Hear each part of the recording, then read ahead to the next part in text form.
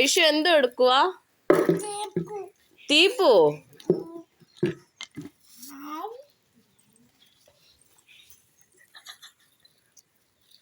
ഐഷു മോളെ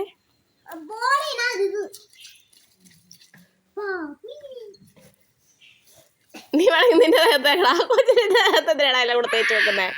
തേച്ചിന്റെയോ? തേക്കാതെടാ. ഒരു തുള്ളി പോലും കുഞ്ഞിന്റെ ദേഹത്ത് പറ്റിയിട്ടില്ല. നീ ആയിട്ട് എന്തിനാ തേച്ച് വെക്കുന്നതെല്ലാം?